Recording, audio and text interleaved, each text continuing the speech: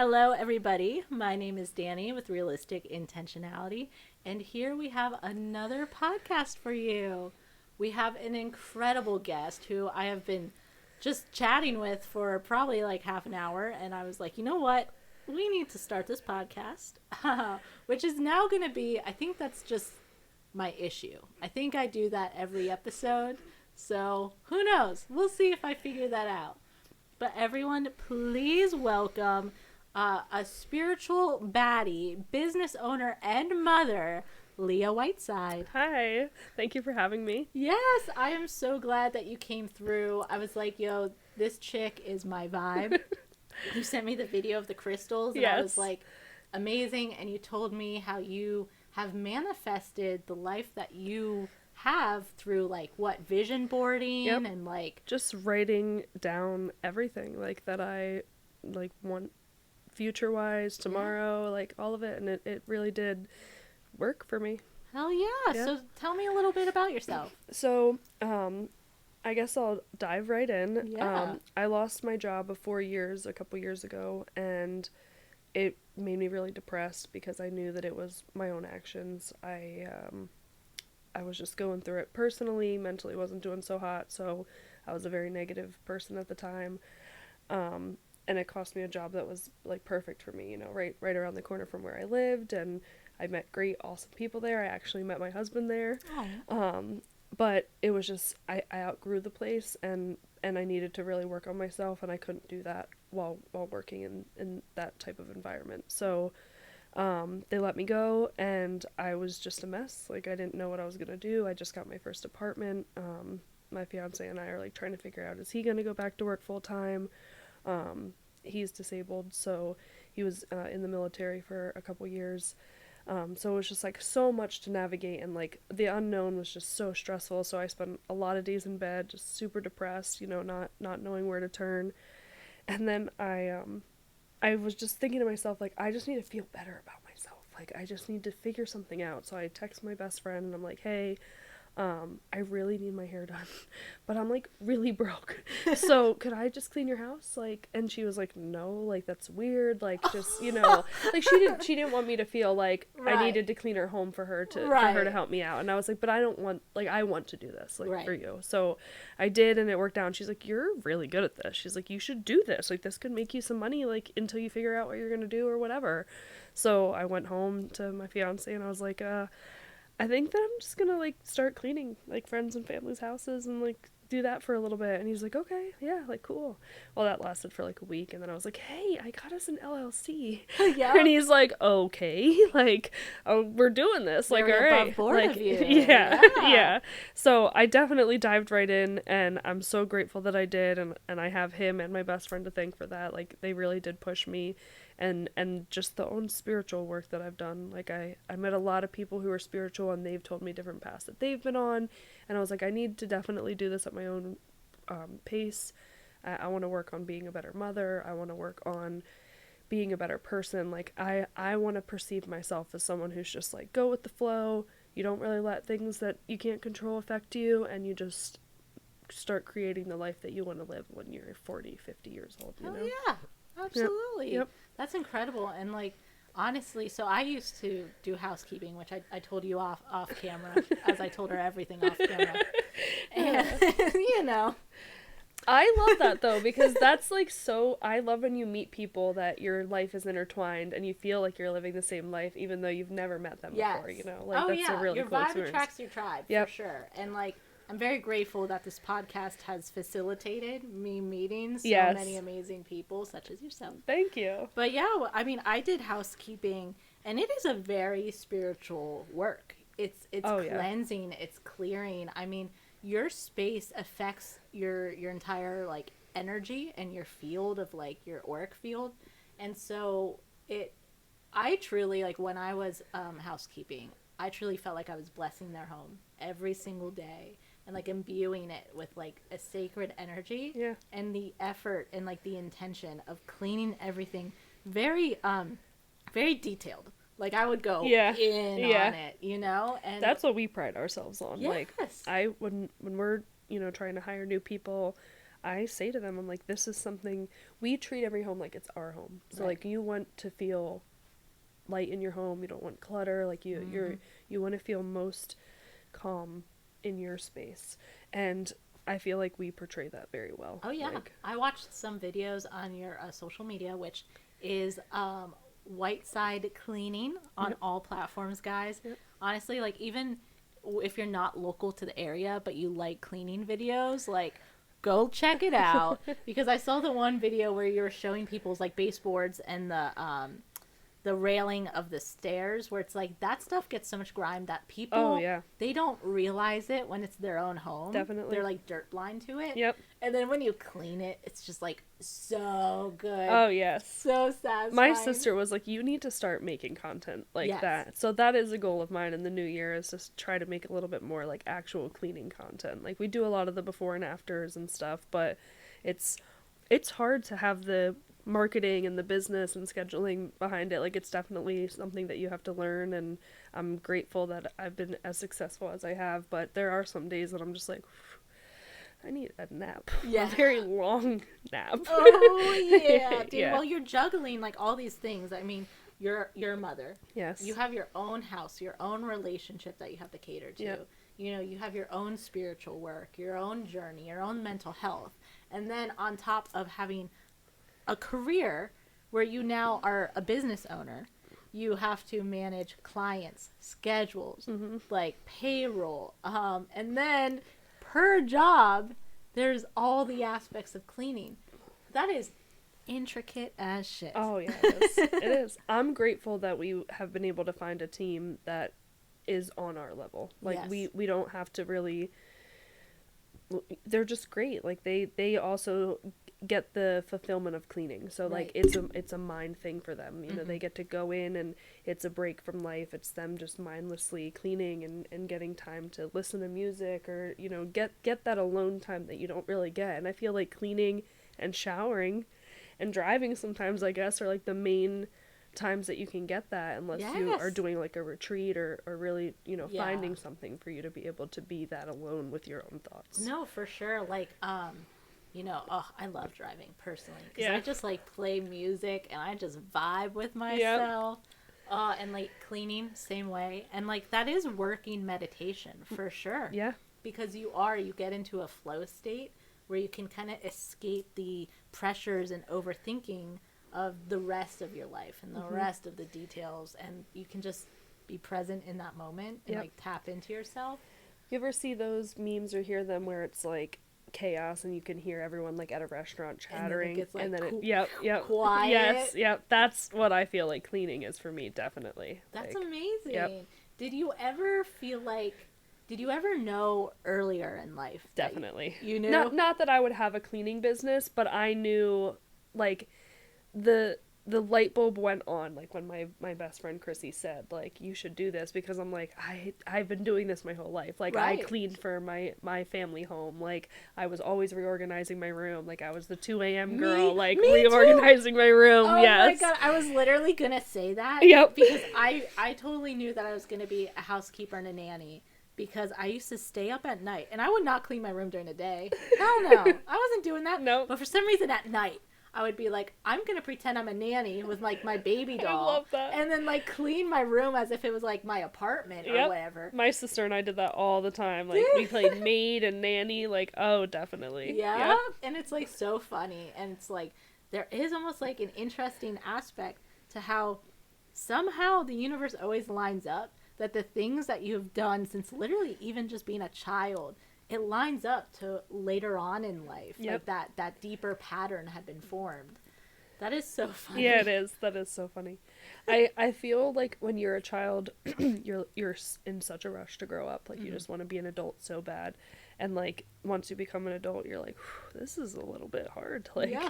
I don't know what I'm doing some days. Like, you just gotta be resilient and like just one foot in front of the other, because how else do you get through? Like, it's like Right. life is one giant curveball. Yes. And you kind of have to like trust the process of it. And Oh, like, definitely. trust yourself that you're gonna show up in the moment. You know, like I developed severe anxiety in the past year and a half, And like, you know, I would have anxiety throughout my entire life, but it was like chronic. Like I felt like I was going to leave the house and like die. Yeah. And I really had to remind myself, like, I trust myself that in a situation, I will handle it well. Mm-hmm. Like, if someone breaks in, like, I'll fucking beat their ass. Like, I'm crazy. I got that. Like, that's fine. Yeah. And, like, I am so good in emergency situations. Like, anytime medical emergencies or, you know, like, when my baby was, like, choking, I didn't even, like, freak out. Like, he was probably a year and a half, and he was, like, choking on a piece of corn. Dude, we were just chilling. I saw him choking. I just got up. I didn't tell anyone. I just flipped him over and then, like, did the patting. Yeah. Coughed it up, and I flipped him back. And everyone was like, was he just choking? I was like, yeah. Yeah. It's fine. Yeah. I just saved his life. It's all good. Yeah. And it's, like, funny because with anxiety, it's like you're sitting in your house like, oh, what am I going to do? I need to, like, calculate every single thought of what I would need to do. But, like, in the moment, like, your instincts will take over, and you'll just, you show up for yourself, and you handle it. Yeah. And it's so funny. It's like, you need to trust yourself. What do you think makes anxiety worse? Like, I think from the time that I was 19 to the time I was, like, 26, 27, Mm-hmm. I definitely grew more anxiety. Right. Well, dude, frontal lobe development. Okay, first off. Full frontal lobe, when it comes in hot and angry. Yeah. It's like, holy shit, I'm existing, and I'm already a quarter into my life, and I just realized that now. Fuck. Yeah. Yes. Yeah. It's like, no wonder I developed anxiety at 26, 27. Like, that's when my frontal lobe developed, so that's a big thing. And then also, like, a traumatic event had happened. You know, my partner had a very serious medical event, which I handled it well because I'm good in emergency situations, as I just explained. But it was still like, oh, shit. Like, things can happen at any moment. Even when I'm sleeping comfortably, trying to get spooned by my partner, something can happen. Yeah. And so that combined with frontal lobe, dastardly little thing. It just definitely, like, crippled me, truly. And I do think also a lack of faith in yourself, or whatever faith you have outside of yourself, whether it's a religious faith, a spiritual faith. If you're not pouring into that cup, it's gonna mess with you. Yeah. We've been talking about going to church. We're not overly religious at all.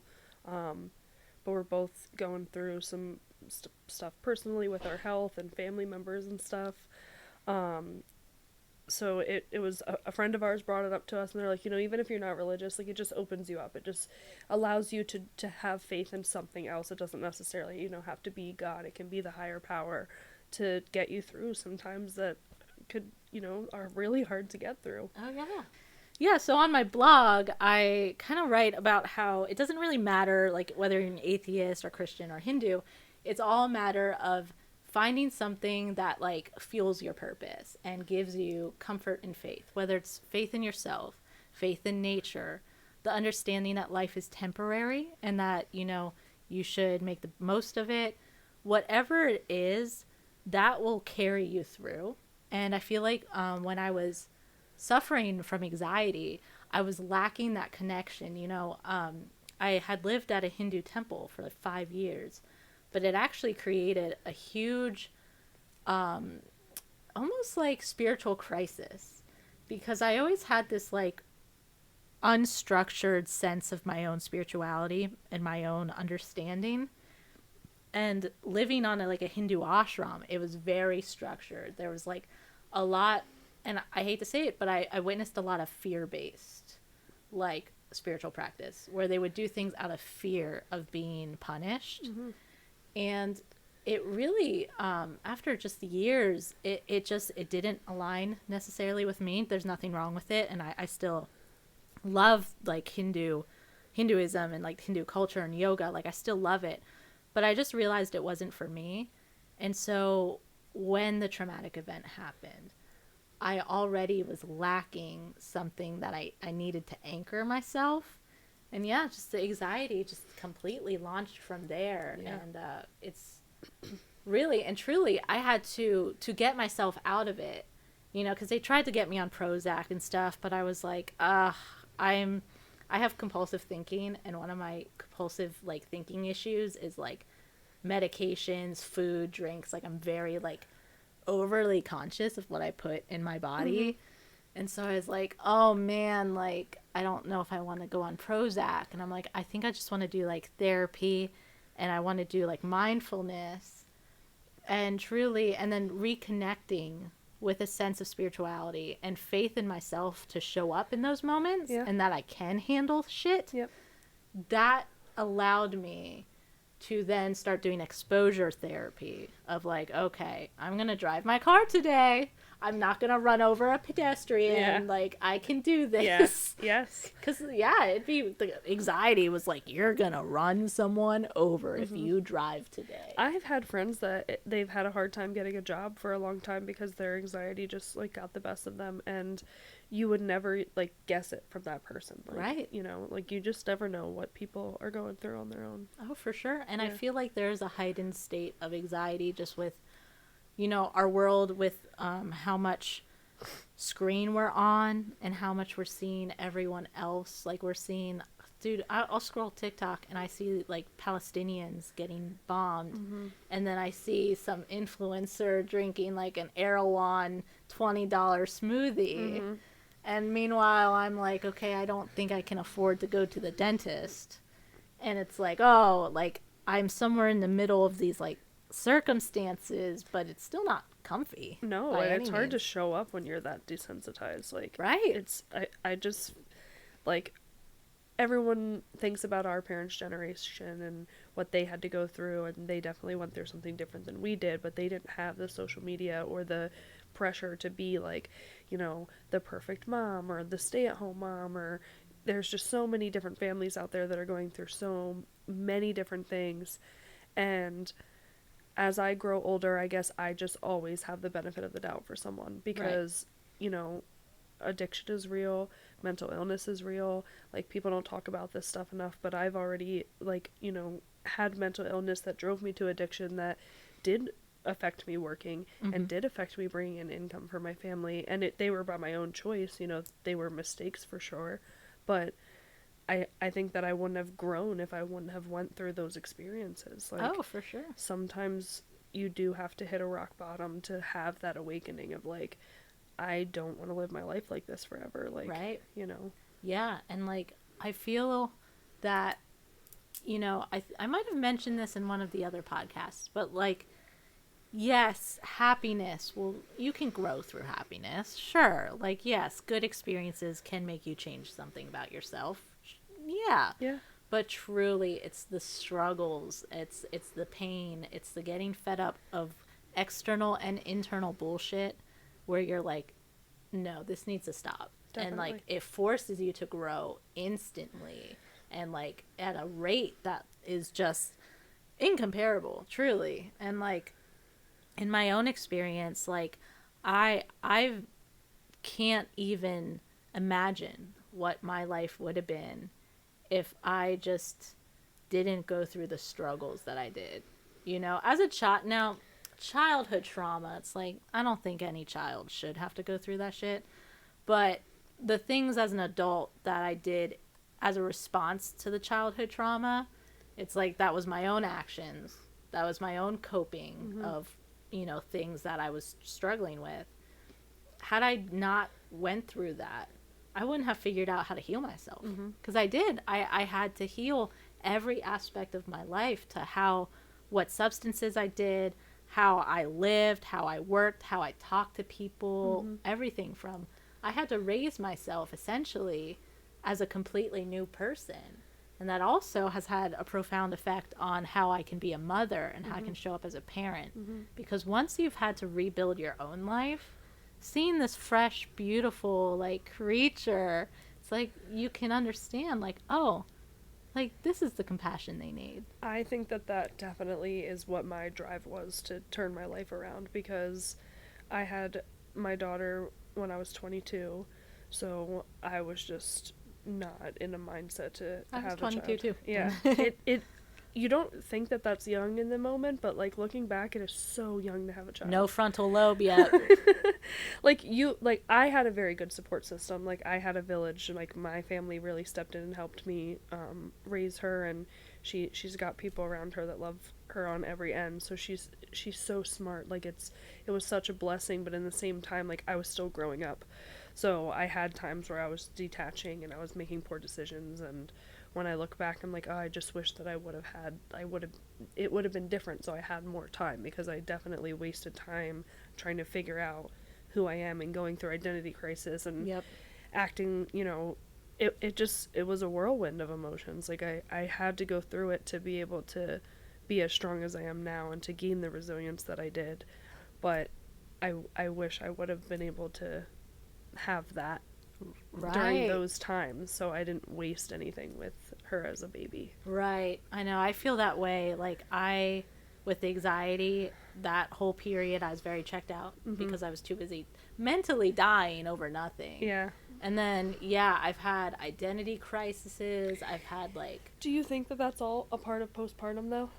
In a way? Or? Okay, so that's an amazing point, because, yes, no, definitely women are not provided the psychological care that they should have when they go through pregnancy and postpartum. Truly. And, even birth, I am huge into birth advocacy. I had a natural birth. Okay. But I wasn't supposed to. Okay. I was going to just do a regular hospital birth. I was going with the flow. I didn't have a baby shower because I thought I was unworthy because I was unmarried. It's kind of a messy situation. Might not have actually been with Dylan at the time of conception, not romantically been with him. That sounded incriminating. No, we weren't in a romantic relationship. We weren't married. I was 22. That felt young. And, I got a lot of shit from my parents and my family when they found out I was having a baby at that point. Yeah. And so I didn't have a baby shower because I felt unworthy. I felt like, oh, this is I hate the word accident, but it was unintended, and I was just going through the motions. I was like, okay, you get an OB and you have a baby in the hospital. And then my OB got sued and shut his practice down when I was 33 weeks. Wow. And so the only people that I was like, okay, well, I'm not going to switch to a different doctor because this seems shady. So I guess I'll look for I wanted to do a water birth. So I was looking into birth centers that did water births, but they were so expensive. Oh, I'm sure. And I was already so late and they needed the money by 35 weeks. Yeah. And I was like, oh, I can't just shit out $8,000. Yeah, holy crap. When I'm 33 weeks pregnant. Yeah.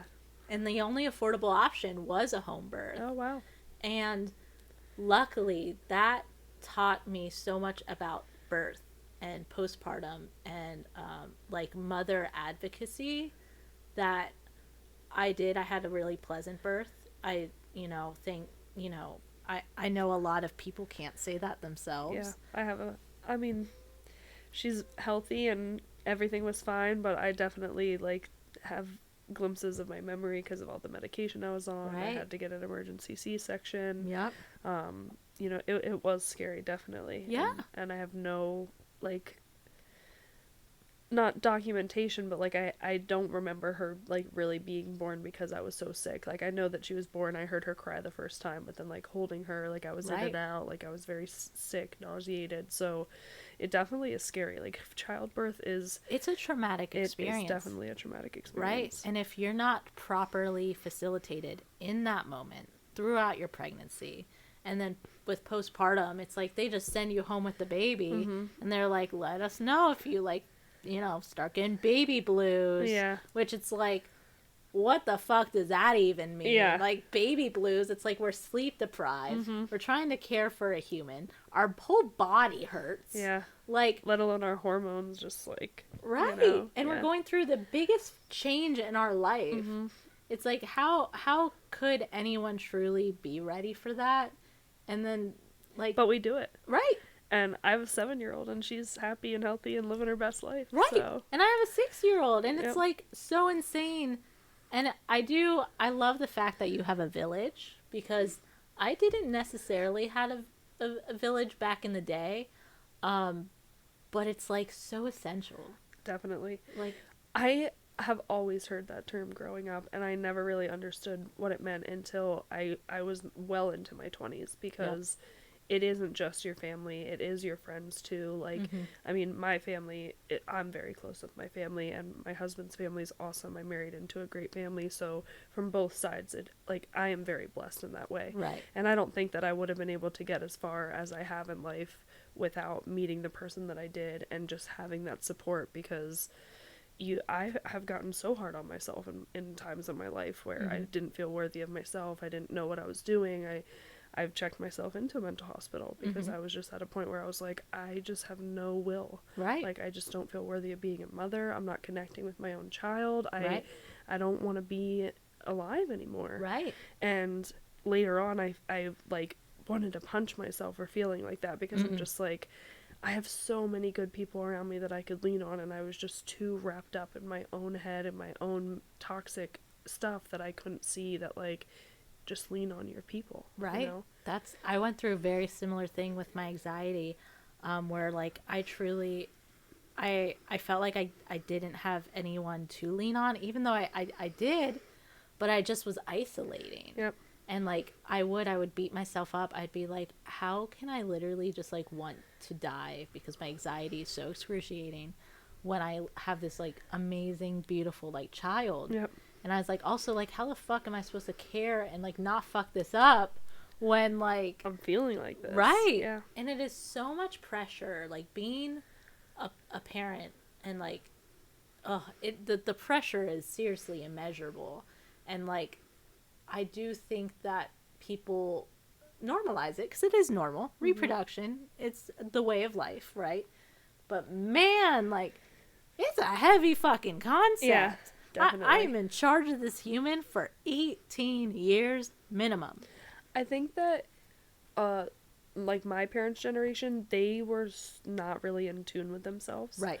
So it wasn't easier for them to have children, but because of how disassociated they were and they didn't realize, they could just, like, go through the motions, where, like, now our generation is, like, becoming much more aware, and they want to provide their children with mental stability and financial stability, and that's a lot. Like, it takes you a while until you can check off all those boxes. Right, especially because we didn't have that as a kid. Yep. And it's like, we are trying to provide something we were not taught about, at least a lot of us, you know. Thank goodness for the people that were raised by conscious parents, and they've created knowledge and resources. Yes. But yeah, like, I grew up and I wasn't necessarily taught how to cope with my emotions, you know, and a lot of that led to my, like, substance and alcohol abuse, because I couldn't cope with my emotions. And now I have learned, and I taught myself through the resources of everyone else, and the internet is a beautiful thing for when you're trying to improve your life, because you can find anything. Yeah, very informative. Right. Yeah. And then now I can actually raise my child to be like, okay, what are you feeling right now? Are you feeling angry? Are you feeling sad? Or are you feeling frustrated? And he'll be like, you know, sobbing. He'll be like, I'm just frustrated. I'm like, okay, well, you need to take a breath. You need to slow down. Like, you need to relax. And I'm like, you need to take a breath and connect to what you're trying to do right now. And he'll, like, take a breath. He'll be kind of deal with a side eye. He's like, kind of like, oh, fuck you, Mom. Like, I don't want to take a breath. But he does. He calms down and he gets through it. Yep. And it's like, I needed that my entire childhood, dude. Yeah. I would just, like, run to my room, slam the door, and go, like, fuck you, fuck you, fuck you. And then, like, feel like I just, like, you know, I was like, oh, man, I'm, like, 8 years old and I'm cursing in my room. Like, oh, no. I think that I have felt the same way, and I was a middle child, and my family dynamic changed very early on. My dad had an accident so my mom was like, both mom and dad for a while, and taking care of him and us, and my sister and I are 3 years apart, so we were fighting and hanging out with different groups of people, and I definitely was trying to find some type of something, like a feeling, by hanging out with just random people, constantly doing, not listening to my parents, acting out. Yep. So when I think about my childhood, like, yeah, I did have tough times, but most of the times I was creating them because I was like seeking some type of feeling that I wasn't getting. Right. In I don't know. I never really dived into that too much because it's so much to unload, like, childhood stuff, because I know for me, I almost feel guilty sometimes. I had a great childhood. Like, I had loving siblings. My parents were so doting. I got anything I wanted, but emotionally, I definitely struggled a little bit, I couldn't even pinpoint, like, how it started or why, or if it was, mostly me or just people I was surrounding myself by, even as a child or whatever. So I never took the time to, like, dive into that because I'm like, I just don't even know if I want to know what I'm gonna unfold. Right. So. No, I moved back. I grew up in Pennsylvania, and then I lived in Florida. And I just moved back, and it brought up so much, like, childhood trauma that I didn't even realize I had. And, like, you've repressed stuff and you don't even realize it is crazy. Like, when you're when you have some type of mental illness, whatever that may be, that you have memory loss. Like, it's a real scary thing. Oh, for sure. Yeah. And, like, even when you were saying that, like, as a kid, you felt like you needed something that you couldn't just quite find a source of. And it's like, yes, you had a good childhood. You had a loving family. But being a human is hard. And being born into a body and finding out that everything you know of will end one day. And that we all have to face our mortality and the mortality of all our loved ones. It's a morbid thing. Yeah. It's very hard. Yeah. It's very hard to process. It is. And so as a child, when you hear all this and you're trying to, like, make sense of this while you're trying to, like, not think about it while you're playing with your Barbie dolls and going to school, it's so hard. And being a human is just hard. And it doesn't matter, like, how wonderful your circumstances seem on paper. If there isn't an ability for yourself to cope with the reality of this existence, you're always going to be seeking. Yeah. And you're always going to be looking for that comfort. Yep. And it's like, I grew up in suburbia, my parents got divorced when I was 9, and, my brother had some issues. So, like, I definitely had, not the best circumstances growing up, but they were damn fucking good by standards of, like, when you see people growing up, on the streets and stuff. Oh, yeah. But I always had that depth of awareness of, like, oh, I'm in this body and, like, I'm trying to do this as a human. Mm-hmm. And I had no sense of direction or how to cope. And it's not like, shows back then talked about it. It's like we had Cat Dog and Hey Arnold and, like, Rugrats, yeah. And it's like babies running around in diapers, right? And they were lit. Like, it was awesome. But, like, did it really satiate the existential dread? No. Yeah. It distracted, which was nice. And I'd like to thank today's episode sponsor, Trish B Healing. You may remember Trish as she was our last guest on this podcast, and she's an incredible woman full of this amazing energy and insight that cannot be compared. She offers everything from shadow work facilitation to tarot readings and astrology and human design readings. She's incredibly gifted in what she does, and she truly is committed to helping her clients really connect to the message that they need to hear. She'll include channelings, crystal healings, recommendations, and I truly cannot express how incredible she is at holding space for when you need it. Trish B Healing can be found on every platform as Trish B Healing, and you can look her up as Trisha Benny. She's seriously incredible, and I cannot recommend her services enough. She will change your life for the better. So thank you, Trish B Healing, Trisha Benny, for sponsoring today's episode. But yeah. Well, they're still doing that. Yeah, I will say Bluey gets kind of existential. Yeah. So I am like, okay, I think this is good. Yeah. You know? My daughter is a huge fan of Bluey. We love Bluey. Yeah, in Bluey's this house. great. Yep, we're a Bluey family too. Yeah.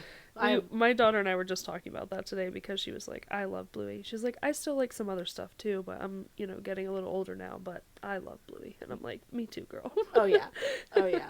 Yeah, my son, he liked Gabby's Dollhouse, which loved. So did Ari. Dude. Super big fan. DJ Catnip is so fucking cool. Yeah. I was like, I saw DJ Catnip and I was like, yo, I like this show. Yeah. Hell yeah. Yeah, and then Bluey. Yep. Those were like his shows, you know. Bluey is very good. And it does touch on like a lot of... The kids don't realize it yet. But I think that's good. Yeah. I think it's subconsciously helping them. Definitely. Like, there's this one episode of Bluey. This is where I'm going in deep on Bluey right now. There's this one episode where they get a porch swing. And so they have all this like styrofoam pieces. And Bluey and Bingo go through the evolution of mankind of like, oh, they create fire with the one styrofoam, and then they start building cities and stuff. And through that process, I think it was Bluey got old. Like Bluey aged as Bingo, grew up as the younger generation. Yeah. And then Bluey was like, well, I guess there's nothing else for me to do.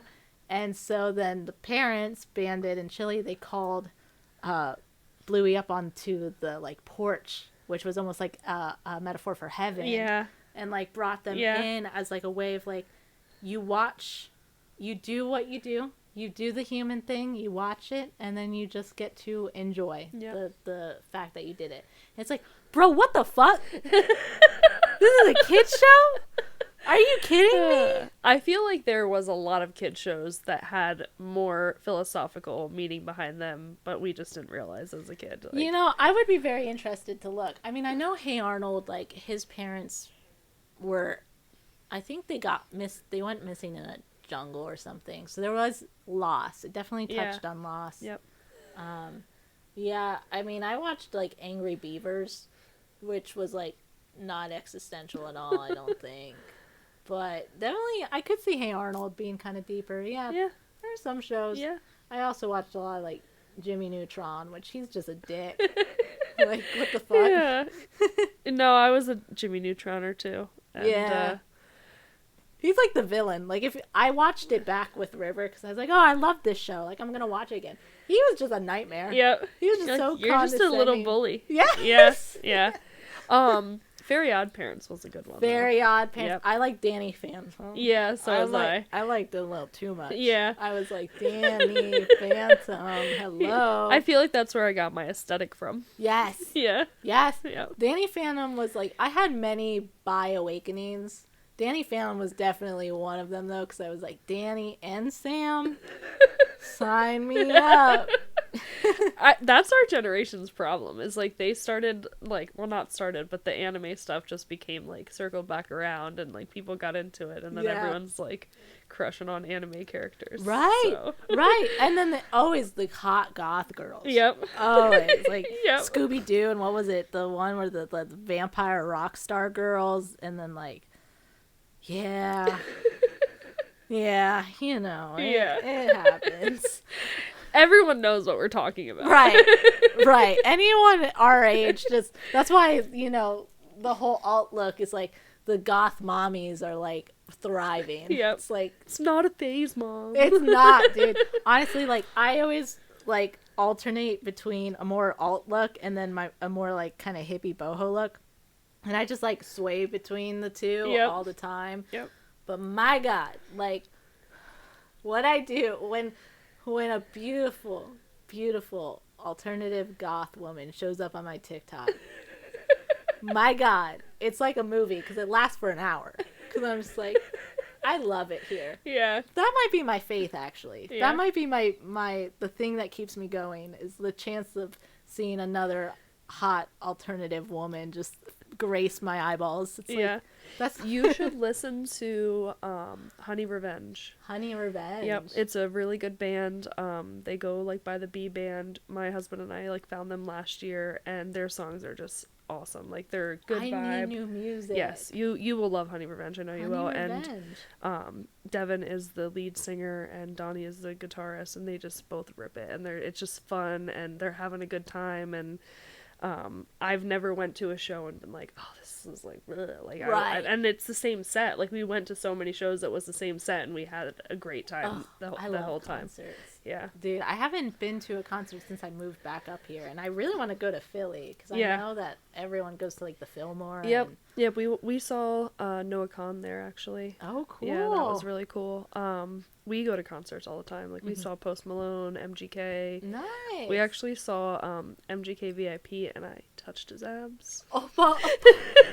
Oh, wow. Yep. Wow. Yep. That's like a victory of mine. Like, you met him, or you no, just, like, he was just like going. Okay. I was just like, and got to touch him. There was no verbal interaction, but I felt him, that's pretty cool. No, that is cool. I like one of my favorite bands in high school. I don't know if I should name drop this, but I had a poster of them above my like bed as I was like, like a teenager, and then as an adult I actually like befriended them and like actually like kicked it with them, which is like weird. That's not, I mean, for it to come full circle like that, but that's awesome, Yeah, it was cool. It's just like weird though. It's like when you like witness them in real life, it is like surreal. Yeah. Like being able to touch him and like, dude, I saw Blink-182 at Hershey, and just the fact that I was like within a mile of them. Oh yeah. And they were like on stage. It was like,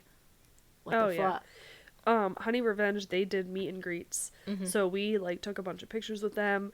John Harvey was an opener for them, and he has really good music too. Like, they're both just super down to earth artists. We were actually standing like in the room to meet them, and we were trying to talk to John Harvey, and he comes up to my husband and he's like, "You are just a very handsome guy." And my husband obviously is like through the roof because an artist that just was like singing live beautifully on stage is like complimenting him. So like we talked to him for a while, and like we have a picture with him, so when it's his birthday, like we post happy birthday to him. And it is cool that like someone so talented like you have a personal interaction with like that, Oh yeah. Yeah It's like it's weird. It's like fourth wall breaking because you're so used to just like perceiving and like that's just someone in a screen or in like my headphones. And then it's like, they are a person. Yep. They are a person. They are here. Yeah. They are talking to me. Yep. Wow. Okay. Yep. I think my favorite thing about artists is that they love the love. Like, they know that we are helping them. Like, our views, our listens, like us, like we're making their dreams come true, you know? And I think that taking on that mentality is like leaning on your village, leaning on other people, providing for other people to provide for you. Yes. Is the goal, really. Right. I never liked when artists would get a little too stuck up. Yep. And then they would think they're too good for their fans. Yep. Like, I understand keeping personal boundaries because there are obsessive fans. Oh, definitely. You do have to be careful. Definitely. Right. But then it's like, acknowledge the fact. Like, that is one thing I never really liked about Doja Cat. And, like, I'm not even a pop person. Yeah. But, like, I've just seen so many videos of her just being so shitty to people. Yeah. It's like, okay, I don't know. It's like they're paying your bills. I think that it's hard because as a celebrity, like, you put yourself in a position where you have to put yourself out there to make money. Right. So people are watching you. It is, paparazzi is trying to snap your picture. Like, that's the profession that you chose, which is, I'm not saying that in any sense, but like, people that are like so gung-ho about celebrities, it comes with that territory, I feel like. Right. So they have to do what they need to do to protect themselves with the bodyguards and not talking to every fan because you just never know. You could give that one fan the wrong attention. Like, you have to be careful. But I definitely get the people that are just like, I'm at the top now and nothing else matters anymore. Right. So. Yeah, you gotta find balance. No matter what the circumstance is, there's gotta be balance. Yeah. Like, your fans are what got you that nice ass mansion. Like, you don't need to invite them over. But, don't... You can, like, give them a shout out every now and then. Yeah, remember who brought you there, I love when bands do that, especially bands that are small time and like getting bigger, but they'll go on live and they'll chat with their guests. Like I've chatted with Honey Revenge, I've chatted with John Harvey, and it's not like, they may not recognize my face at a concert and know like, oh, we chatted on live, but like they're still interacting with me. Like I feel like I have a personal connection with them. So then when I see them live, it's even better because I've watched them grow as an artist. Like it is a really cool experience. No, it so is. I've met quite a bit of like bands and like musicians, especially in Florida, because I really like hip hop, rock, reggae fusion. Okay. And like those shows are pretty like open air. They walk off stage and they go to the same bar you're at, kind of thing. And so I luckily have met so many different people, and also with social media, like do you know Shaggy? Like it wasn't me. Yes. Yes. Yes. Okay. So yeah, Shaggy, he literally was at a music festival, and I recorded like him playing not that song. I just some random song. I can't even remember what it was. And I guess everyone usually records. It wasn't me. Yeah. And so I was like the only person that like recorded that one.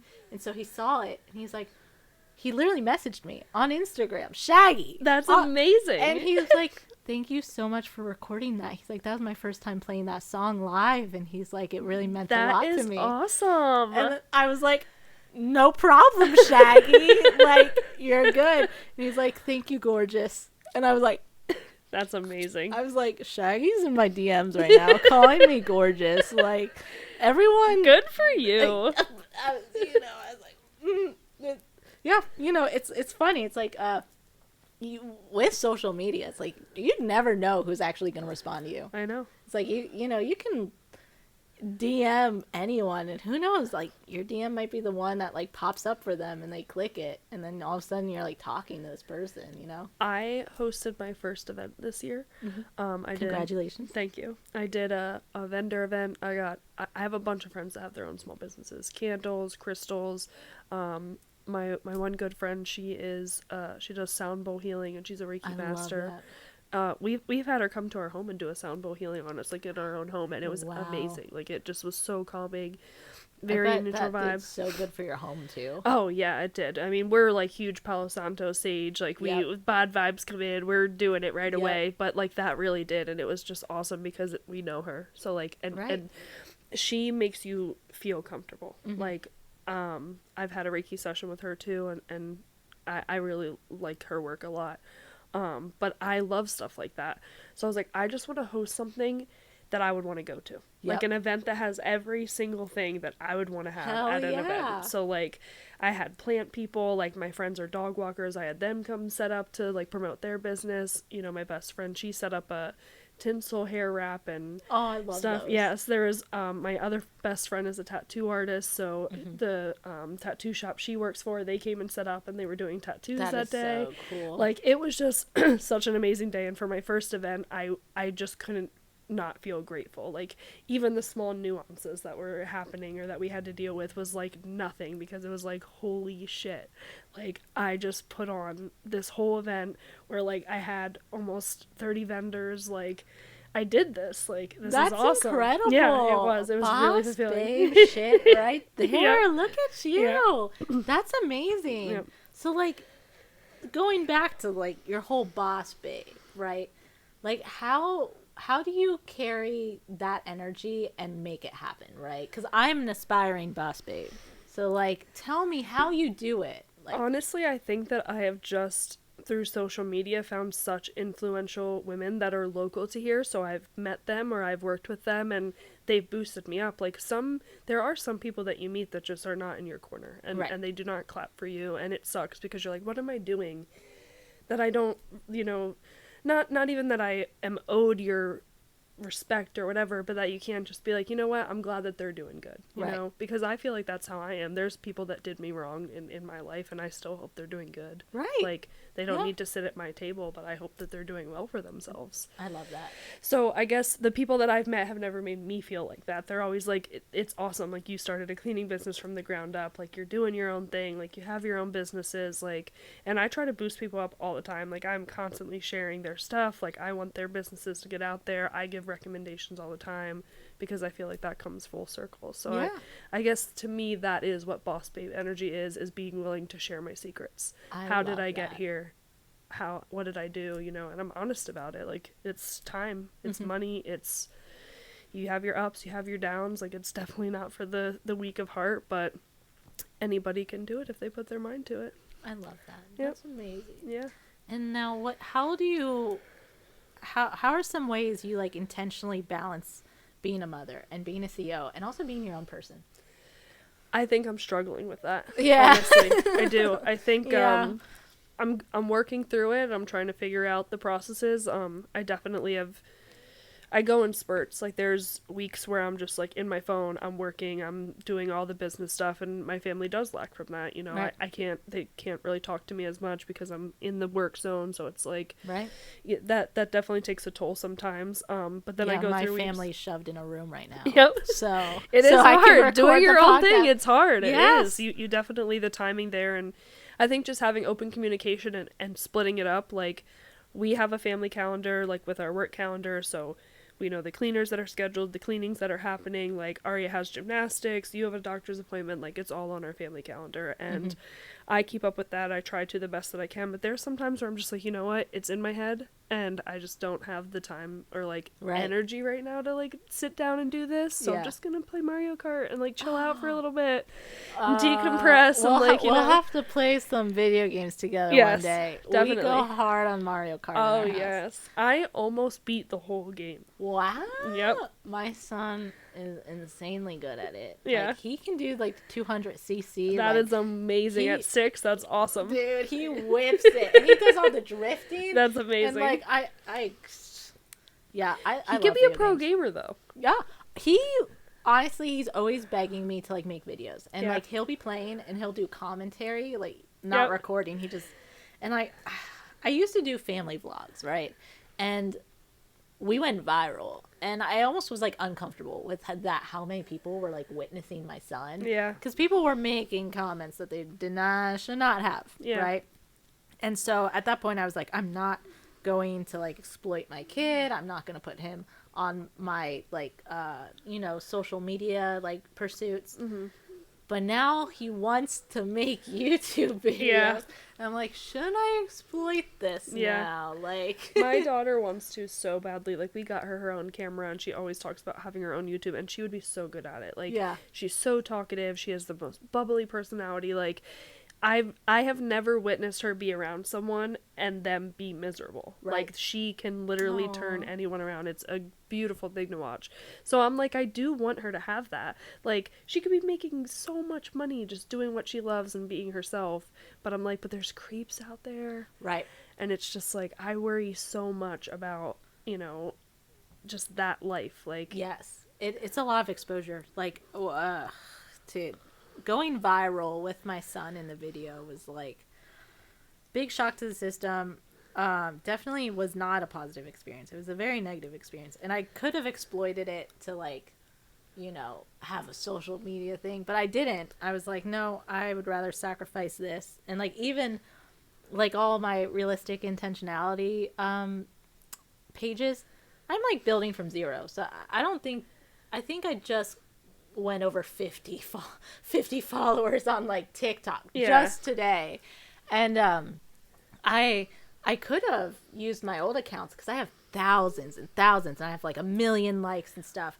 But I was like, I want new energy because it is very overwhelming to have your kid that exposed and to be the parent. You in general too, like dealing it with yourself, and then when you're, because I have my child all over my social medias. Like, we just post pictures of her all the time.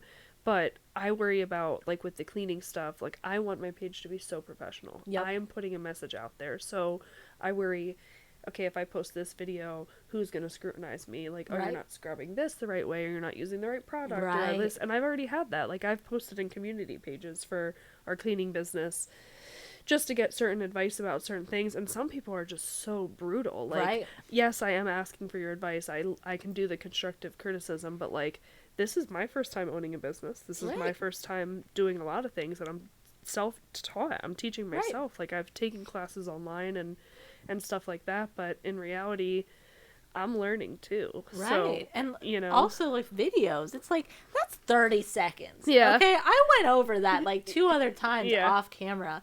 No, people are very gung-ho with like putting their opinions out. Mm-hmm. And truly, I think it's because so many people grow up not feeling heard enough. Yeah. And so when they access social media, and it's like a free platform to just... Right. Yeah, that's and I true. hate to say it, but a lot of them are the older generation that, you know, they are like just saying the most ridiculous comments. Yeah. And it's like, Nancy, relax. Yeah. Like, I think a positive note on that is they didn't live in a culture where it was accepted to put yourself out there. right. So, like, oh, like, you know, you're doing a podcast. I would love to do a podcast. I started my own cleaning business.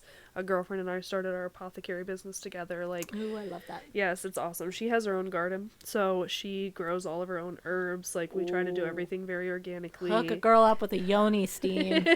We've talked about that. We're doing shower steamers next. She's actually has a cow coming, so we're gonna do a tallow whipped body butter. Like, it's gonna be really awesome. Wow. Yeah. Good for Yeah. you. What's that business called? B and Lee's Apothecary. B and Lee's Yep. Apothecary. Yep. B and Lee's Apothecary, guys. Be on the lookout. Are you going to ship the products? So we're like very small right now. We're just doing it off of Facebook. We haven't like officially launched anything. We do sell products. We do vendor events and stuff like that. We've shipped stuff to family members, but we don't have an Etsy. Right. I've been trying to find a platform that will work for us if we would want to do like, you know, US shipping or something. I think Shopify Yes.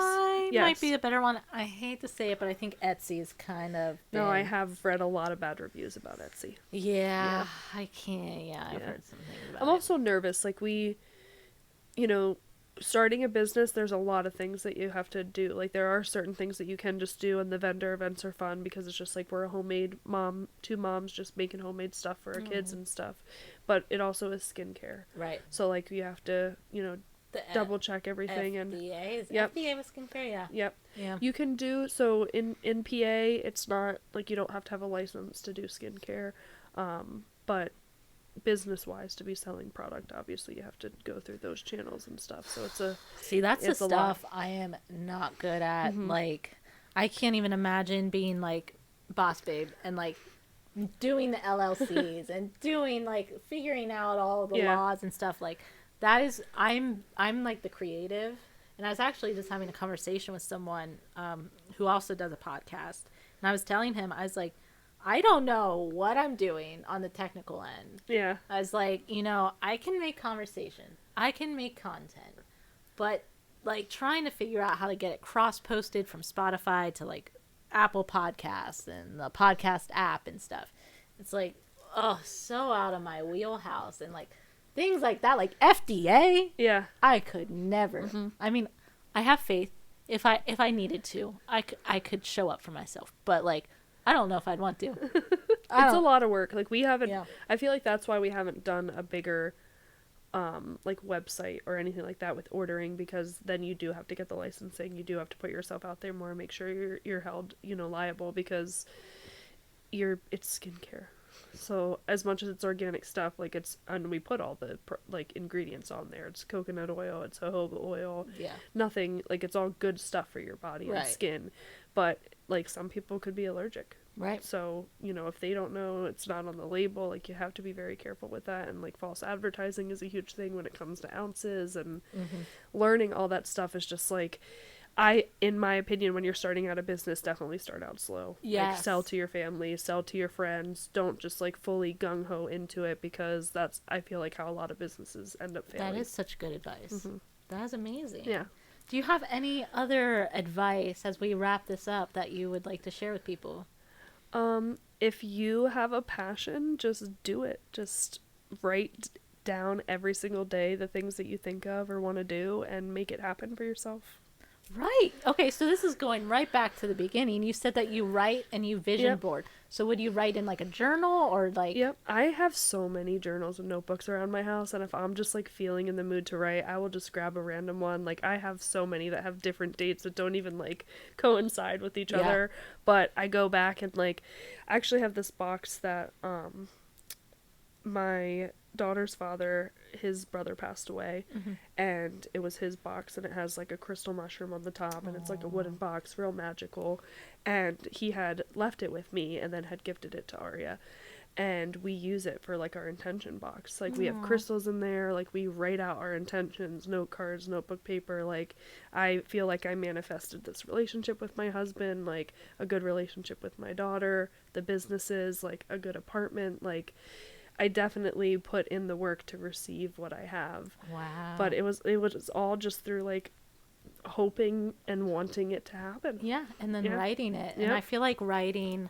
it seals it in, and it makes it seem real. Definitely. You know, because thoughts are thoughts. We have so many thoughts bouncing around our heads every single day. Yep. But to have a thought and then to write it down, put it in like a special place, box, whatever. Yep. And have that sit. It's like, you know, that's there. Yep. And it keeps it active. It keeps Definitely. it in the front of your mind. Love that. I've been wanting to do it more. I have my crystals. We do the recharging for the full moons. But I feel like to get in that mindset, you definitely have to cut out time to do it, because it is time consuming. You have to sit with your own thoughts. You have to think about where you want to start, what you are, how you want to set your intentions, because if you're not doing it properly and you're just like in and out, I feel like you're not getting the full fulfillment of what you can receive if you're really gung-ho about it. Right. Yeah. I love that. Yeah. Like you with your podcast. I know. I'm trying. You're doing it. I'm doing it. It was like funny. I literally did not, like, it's end of December. It's New Year's Eve when we're recording this. And, fun New Year's Eve stuff. I was like, let's do a podcast. I love it. It's like starting new. Yeah. It's like, you know what? We're bringing in the new year on positive notes. We're talking about our past, and we're trucking through, and cheers to 2025. I know. Like, what a like, cool Go fucking us. elevated way to, like, end the year. But, like, literally, I didn't even, December 1st, I didn't have a blog. I didn't have a podcast. I didn't have a name for it. I didn't have a concept. I didn't have anything. And then I think it was December 5th or 6th. I was like, yeah, I guess I'll just like do it like realistic intentionality. And I was like, and I guess I'll like secure the domains and do that. And now I literally have a dozen guests lined up. I have you, my third podcast, officially wrapping up.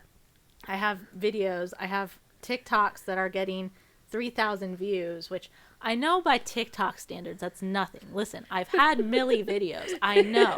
But the reality is, my watch time, people are watching 10 hours of me just with one video. Yeah. Like 3,000 people That's paying a lot. attention to you. It's amazing. We're so used to seeing numbers that are so engorged that we don't truly understand. It's like, okay, your video only got 500 views. People are always complaining about that. Yeah. 500 people paid attention to you for a minute and 30 seconds. Yep. What are you going to do with that attention? Well, I think that's the difference between people like you and us and other people, is that we find the gratefulness and stuff like that. Yep. Like, there was a time where I was like, oh, I don't want to make any content. I don't want to do this. I don't want to put myself out there. I'm not going to get 100 likes or 20 likes. And most of my stuff only does get like 20 likes sometimes. Yeah. But I'm like, those are my people though. Yes. Like, those are the ones that are constantly boosting me up and like making me feel like all of this is possible. And sometimes it only takes 20 people, sometimes 100, sometimes 5. Like, yeah. But you can't let the numbers affect you, like you Right. said, at all. Yeah. That's definitely a mind game for sure. Yeah, absolutely. And like, I'm so grateful to have started over instead of using my old accounts. 'Cause it's given me a sense of like, these are my people. Mm-hmm. This is my tribe. Yep. And like the fact that I have so many guests, such as yourself, willing to come on my podcast to talk despite having no analytics to present. I have people sponsoring despite having like 0 views on the demo. And it's like, it's because they see the vision. Mm-hmm. And it's like I'm attracting people that vibe with the idea of like helping people. I'm very passionate about doing this with no paywalls, because I've just witnessed so many like self-help courses and like online retreats and stuff where it's like $300 to hear from a YouTuber tell you directly the same shit they say in the YouTube video. Yeah. And I'm like, I'm not going to do that. I'm going to have a blog. I'm going to have a podcast. I'm going to have YouTube videos. I'm going to have all of the content, short form, written, whatever. And I'm going to put everything out for free. And if I can get sponsorships that are paid, good on it, you know? And people like to hear that because I'm not trying to exploit anyone. I'm not trying to get someone to pull their wallet out. I want to provide help for free. Well, plus that will come to you long term. Right. Because I've noticed that when you start out small, you can build yourself up to what you really want. Yeah. Like I've started out small. I've done, you know, the small apartments. I've gotten bigger properties, and like I still want to do the small homes with the moms and dads that are working and the kids, and like just I think that the families that are smaller and they work a lot and they're trying to just raise their kids, and they know that it takes a lot to clean their home, take care of your kids, the nap schedules, if you have after school stuff with the kids, like it's a lot. It is. So I always take pride in doing the extra organizing, and just like moms and dads that come home to a clean house and all they have to do is like cook dinner and then get through the rest of their week or month, or you know, however they schedule. It's like they are so appreciative. Right. Yeah. And so moving forward, what are some things you're hoping now? We're on New Year's Eve, so like maybe for this next year for you, what are you hoping to do? My health is definitely number one. Yep. I feel like I got my business to a good standpoint this year, and I definitely busted ass to do that. Hell yeah, good for you. Thank you very much. And I think that this year is just going to be about like toning it in a little bit, like going to the gym, getting healthy, taking care of my spouse and my kid, and just putting good out to receive good back, and slowing down this year. I think that's all going to work out for you, and I thank you so much for coming on. Yes, thank you for having me. I admire you so much. Thank you. You are doing incredible, and like your business is stunning, like your branding and the content, and also just the principle. Like as a former housekeeper, I can recognize how much work that is. Yes. You are doing so good. I am in awe of you. You are a role model. Thank you so much. I appreciate that. Yes. Ditto. Oh, thanks. We'll help each other out. Definitely. You know? And like, let's play Mario Kart sometime. Definitely. I'm down. I love video games. So do I. Okay. We're doing it. Yeah, we'll game. Stay tuned for Mario Kart. Yeah. Dude, I want to do activity podcasts at some point where either like painting or gaming. Like my YouTube is free for whatever. Awesome. I'm cool with it. So, if you guys like the sound of that, let me know. And thank you so much for being here. Leah Whiteside. Look her up. Whiteside Cleaning is her professional. And then what's your personal handles? L.A. Whiteside. L.A. Whiteside. Yep. Look her up. She is an incredible boss, Thank you so much. Determined to help people. And so thank you guys for tuning in to another podcast of Realistic Intentionality. You are worthy of the life you want. You can do it. You have everything you need within inside you. And I know, I feel it in my bones that by watching this, you are just taking another step in the right direction. So thank you so much for being here. Bye. Happy New Year. Happy New Year.